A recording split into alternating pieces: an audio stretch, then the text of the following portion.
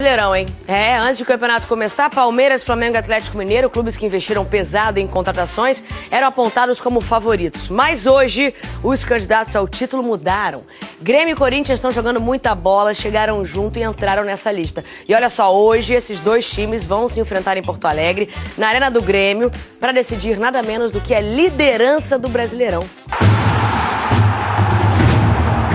Quem segura o ataque do Grêmio? 23 gols em 9 jogos, mais de 2 por partida de média.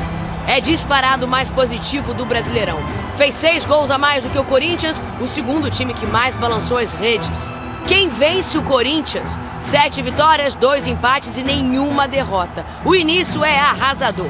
Liderança e 85% de aproveitamento. Essa aqui é a primeira final do campeonato. Acho que vai ser o melhor jogo do campeonato. Para saber mais sobre esses dois clubes, a gente foi ouvir diferentes pontos de vista. Jogadores, torcedores, comentaristas, celebridades e ídolos dos dois times opinaram num jogo de perguntas e respostas. Eu, como um grande corintiano, queria saber dos gremistas, qual que é realmente o ponto forte do Grêmio. É um time com elenco, é um time com padrão de jogo e, acima de tudo, é um time com camiseta, né, cara? O Grêmio joga igual joga na arena, ele joga fora. Que está jogando bem Grêmio, sim, está jogando bem. Que tem jogadores em grande fase, sim, também.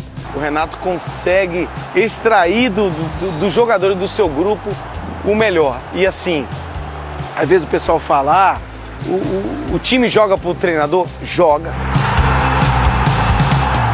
Eu, como gremista fanático, quero saber um pouco da vida dos corintianos aí, ó. Queria saber qual é o ponto forte desse time do Corinthians. A organização tática, a entrega, a superação, eu acho que é a cara do Corinthians nesse momento. Tem um conjunto muito forte, né? A gente consegue ver, entre jogadores e sai jogador, a gente consegue repetir e manter um padrão. O pessoal fala, tem muito do Tite, não, tem muito do Fábio Carilli.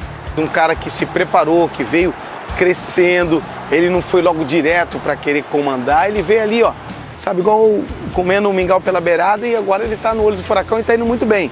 Desvendados então os pontos fortes de cada time, nosso jogo de perguntas e respostas continua. Agora chegou o momento de falar do outro lado dessa história. O que Grêmio e Corinthians têm como pontos fracos? Ponto fraco do Grêmio? Quem é que faz uma pergunta que nem essa, cara? O Grêmio não tem, nunca teve, jamais terá ponto fraco, cara. Nenhum ponto fraco. A maioria das vezes o Grêmio ainda desperdiça demais até chegar ao seu gol. E isso, contra jogos, em jogos de grande dificuldade, pode levar o Grêmio a ter sérios problemas. Qual é o ponto fraco do Corinthians? Ele nunca começou um jogo com o adversário fazendo um gol antes e ele tendo que sair para o jogo para empatar. Então isso é uma coisa para se observar, porque a gente não sabe como o Corinthians vai se virar quando começar perdendo. E aí, gremistas, estão ansiosos para jogar contra a gente? Ingressos esgotados, a festa vai ser bem bonita. Tô na minha torcida, né? É Grêmio, é tricolor, vamos que vamos. Grêmio e Corinthians, Corinthians e Grêmio estão jogando o futebol mais competitivo do país, os dois. E o Grêmio está jogando o futebol mais bonito. Só que o Corinthians é prático. O Grêmio, além de prático, tá estético. Tá legal. Às vezes a gente ouve muitos comentários falando que a nossa equipe não é a mais brilhante, mas é a mais eficaz até agora, né? E nesse jogão, separamos um destaque de cada time, dois caras que realmente têm feito a diferença. O atacante Luan, de 24 anos, vem sendo o cara do Grêmio até aqui. E do lado corintiano, o meia Rodriguinho. A referência, foi até chamado para a seleção. E o bom futebol deles, claro, vem deixando sim as torcidas de Grêmio e Corinthians empolgadas. Sabe de quem? Luan, número 7. 4 gols e 6 assistências, Luan vem demonstrando que tem repertório. Qual é a vantagem maior que eu vejo no time do Grêmio? Ele tem um jogador que, na minha opinião, é o melhor jogador do futebol brasileiro hoje aqui no Brasil, que é o Luan. Ô gremista, o Luan, o gurizinho, joga tudo isso mesmo? Não acho. Acho que ele é um tanto imaturo ainda no momento, mas vai ser sim um grande jogador. Ele vai jogar na Europa, tenho certeza, porque é um jogador diferente. Rodriguinho, gol do Corinthians! Se teve um jogador que deu a volta por cima no Corinthians, é o Rodriguinho. Ele virou uma peça fundamental no esquema do técnico Carilli. Rodriguinho jogou aqui e não jogou tão bem. O que ele tem feito para levar ele para a seleção? amadureceu bastante com o tempo, tem uma leitura de jogo, consegue entender aquilo que o jogo está proporcionando. Ele é um grande driblador, ele quando arranca do meio de campo, alguma coisa boa pode acontecer. Um bom finalizador, um bom articulador, um bom distribuidor de bolas também.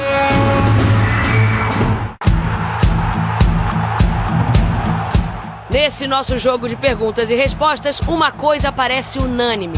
Se antes Corinthians e Grêmio causavam dúvidas, agora eles são as maiores certezas deste Brasileirão. Fala Casagrande, eu queria saber se tem alguma possibilidade do Corinthians e o Grêmio serem os cavalos paraguaios desse Brasileirão, companheiro. Não é o cavalo paraguaio, mas de jeito nenhum. Não tem a mínima chance. Para tirar esses dois da frente vai ter que suar.